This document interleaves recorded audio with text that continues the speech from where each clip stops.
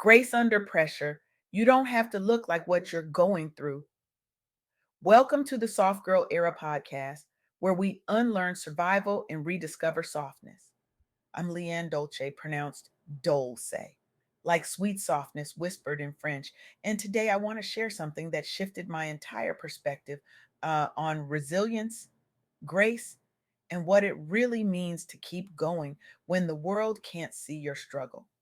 I recently had the honor of sitting down with Alicia Sanderson, a Black woman of extraordinary talents, cooking, modeling, and an award winning published fashion designer. But beneath all those accolades, all that beauty and brilliance, Alicia carries something else: trauma, real life challenges, the kind of weight that would break most people. Yet she handles it all with her head held high and with grace. Alicia Sanderson is making the world a better place by showing us that vulnerability and strength aren't opposites, they're dance partners. She's teaching us that you can be falling apart and still be fabulous, that you can be bootstrapping your dreams and still walk into rooms like you built them. Her message reminded me that you don't have to look like what you're going through, and that truth, that revolutionary, disruptive truth, is what I want to unpack with you today. Because here's the thing: so many of us, especially high achieving Black women, have been taught to wear our strength like armor. We've been conditioned to believe that if we're struggling, we must show it, or if we're thriving, we must hide the struggle. We've been handed a script that says survival is the only option, that rest is laziness, that softness is weakness.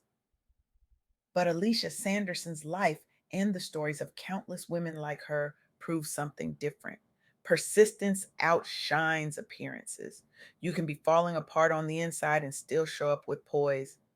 You can be bootstrapping your dreams with your last dollar and still walk into a room like you own it. You don't owe anyone a performance of your pain.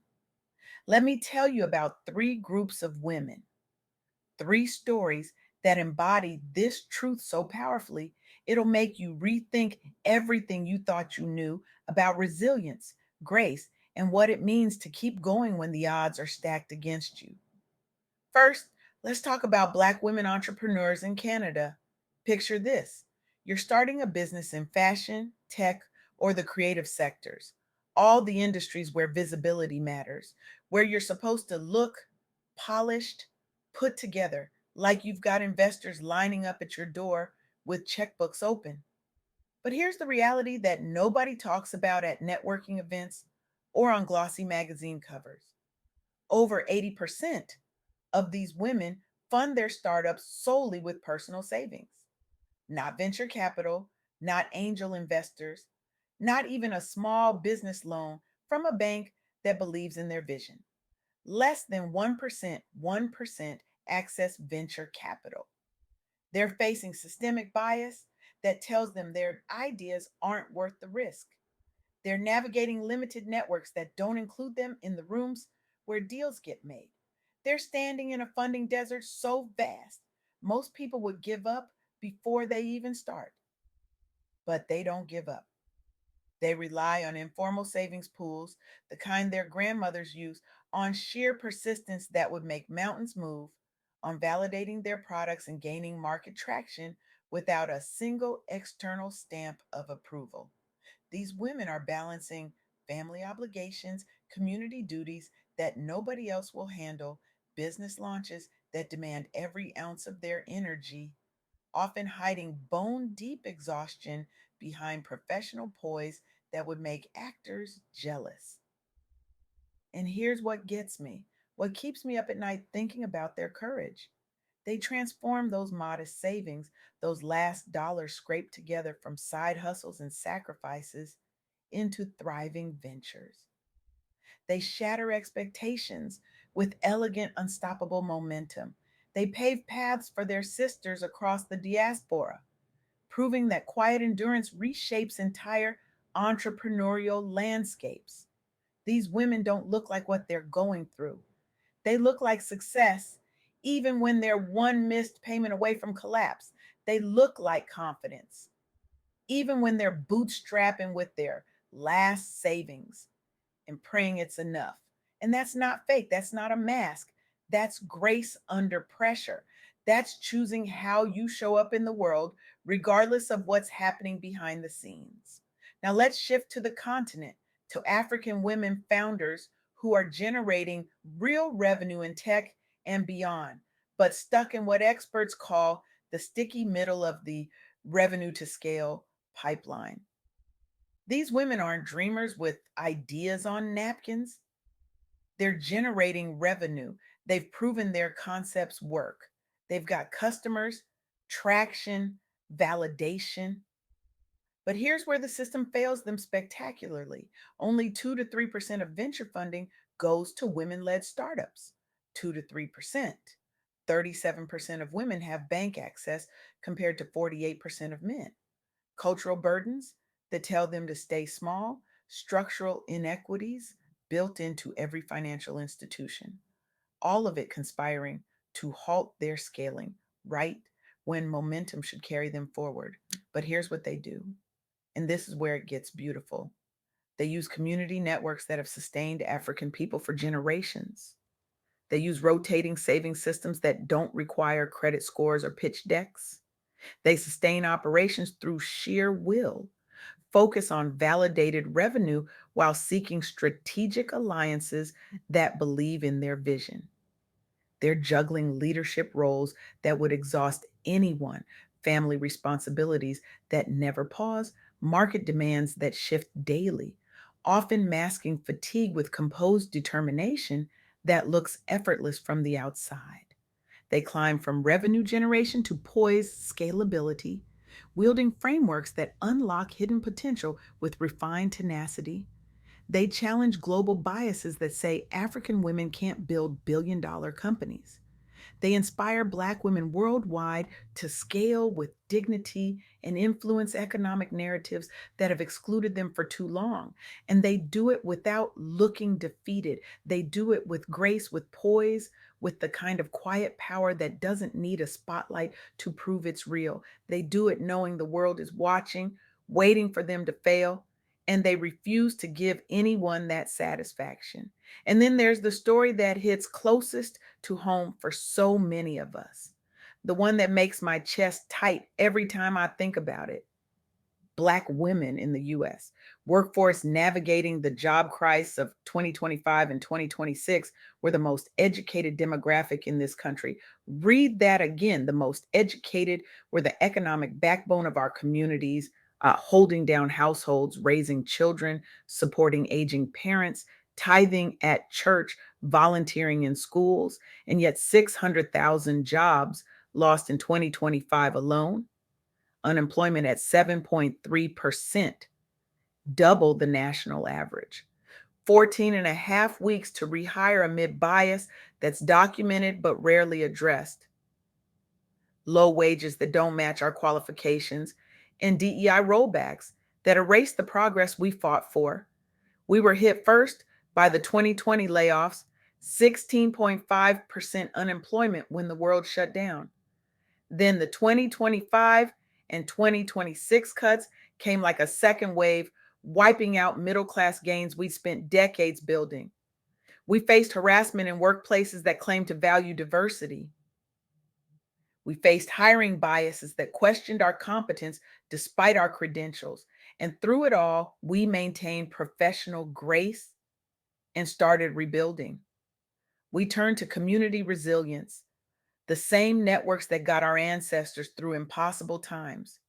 We turned to technical resources, upskilling and reskilling to stay competitive. We turned to collective strategies, lifting each other up when the system tried to keep us down. We converted individual endurance into shared power. We secured roles and stability without visible despair, without falling apart in public, without giving anyone the satisfaction of seeing us broken. We reemerged stronger, not because we're superhuman, but because we refuse to let circumstances define us. We transformed economic warnings into testaments of unyielding poise and quiet triumphs. We signaled broader economic shifts. proving that Black women's resilience stabilizes communities and entire economies. And we did it without looking like the struggle. We did it with our heads held high, our resumes polished, our LinkedIn profiles professional, our Zoom backgrounds curated. So, what does Alicia Sanderson want you to take away from all of this? What are these women, these real life examples of grace under pressure, teach us about surviving and thriving in a world that wasn't built for us? Three things. And I need you to really hear this.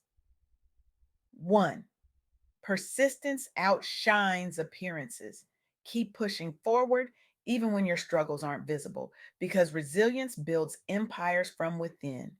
You don't need anyone to see your pain for it to be valid. You don't need anyone to witness your struggle for it to be real. What matters is that you keep going, that you show up for yourself even when nobody else does. Two, self fund your dreams first. Like so many Black women entrepreneurs who bootstrap with personal savings despite every barrier, your inner resources are your strongest start. You don't need permission from gatekeepers who don't understand your vision. You don't need validation from systems that weren't designed to support you. You need to believe in yourself enough to invest in yourself, even when no one else will.